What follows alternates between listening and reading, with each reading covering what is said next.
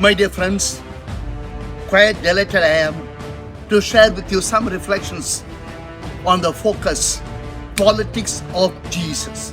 I repeat, politics of Jesus. I know you'll be rather surprised, if not shocked, if not scandalized, when you hear the word politics. But I tell you, we are living in a very, very privileged moment of the church history, when Pope Francis gives a call that we need to be involved in politics. Why? The God's values of justice and the freedom and the human rights and the love for the least and the last, the poorest and the powerless should come not only in the religious system, not only in general and the social system, much more in the economic, much more in the political system.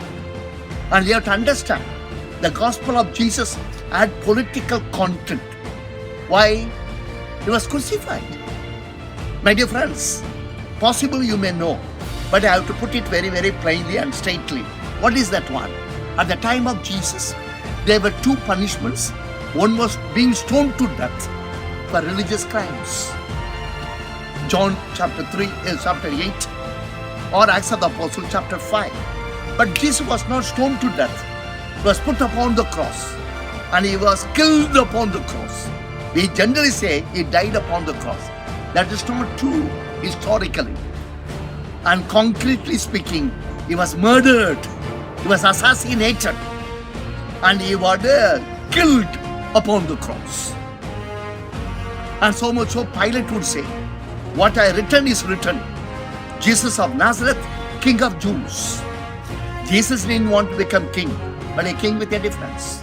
He didn't want to become a politician, but politician with a difference. In what way? He took sides. He went along with the least and the last. So much he could say that they belong to my family. Verse number 40, chapter number 25, Gospel according to Matthew, or Luke's Gospel chapter 4, verse number 18, you would say, I have come to give good news to the poor. To the non-poor, he gave his criticism, he gave his challenge, and he gave his bad news. He said, woe to you, woe to you. You need to come down the ladder of the society and serve the least and the last. And you have to share with the least and the last and enlighten them for their rights and empower them for their future. Encourage them to stand for dignity of their own. Jesus did it. So much so, even he broke the law of Sabbath. He went against the tradition of the Judaism in order to give life and life in abundance, as he himself said in John's Gospel chapter 10, verse number 10. And the life to begin with, for who are pushed to the margins, pushed to the sidelines, pushed to the peripheries, not only geographically, but also sociologically, and much more politically. He had that particular vibrancy and vitality. And he could call even the rulers of the day Herod, fox. And he was indirectly associated himself with zealots, who were politicians of the day. He attacked Pharisees, he attacked Sadducees, but he refused to attack zealots, because zealots had that particular political connotation, much more political liberation.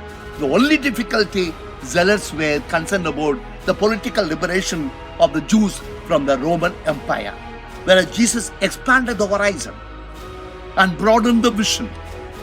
Not only Jews to be liberated politically, anybody and everybody, any community and every community, in every country and each country, and much more in every and each continent, and they have to be liberated politically. They need to have that equality and the liberty and the fraternity and the solidarity, the harmony, and that way they should have their beauty of the community.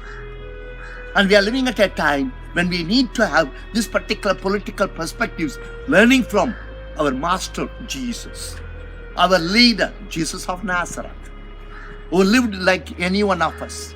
He was a single person of the 600,000 of the Jews of the day, but he raised the voice for the voiceless.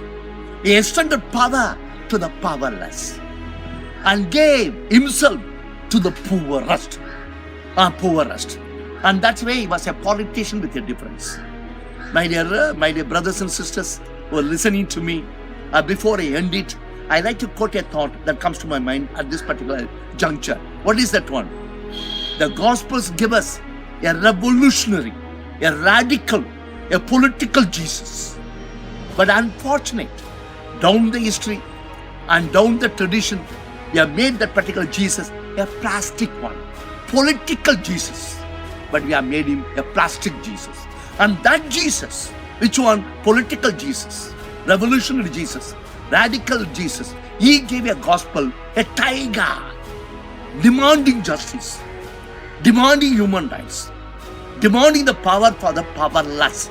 But unfortunate, again, down the history, and we have made that particular gospel of Jesus, instead of keeping it as a tiger, we have made it a pussycat. This is a symbolic language, but I leave it to you for your consideration. Then as we are really got baptized in the name of Christ Jesus, we should now go by the power and the words of on the word and the words and the miracles and the parables. The life history of the Jesus of Nazareth was like any one of us as a human person, but even as a single person, sign of contradiction. And he really was a power of one. He did it in his time. You and I have to do it in our time. As God was pleased with him, and the God should tell you and tell me, tell all of us, you're also my beloved children, beloved sons, beloved daughters, because you are standing for the power of the powerless. Today being the day, I like to end my reflection with this particular invitation. Up to now, whenever we thought of politics, we thought it was a dirty word. It's a distasteful word. We are not talking about party politics here, but we are talking of the people's politics and the politics of the poorest. Jesus did it. We do it. He did it in his time. We do it in our time. As God blessed you, I call upon God to bless us abundantly, so that this particular thought can be put into our life and services wherever we are. I wish you all the best, my dear friends. I thank you for giving me this opportunity to talk to you on a very, very sensitive focus like this, politics of Jesus. Thank you so much.